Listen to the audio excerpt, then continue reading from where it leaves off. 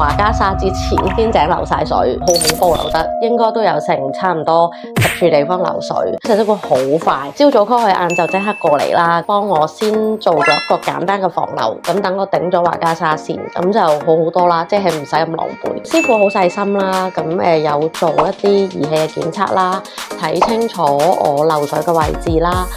做咗幾次嘅評估啦，報價嘅好清晰啦，好詳細解釋俾我聽個方案點做啦，同埋我覺得好有信心嘅，即係俾到好多信心我嘅，因為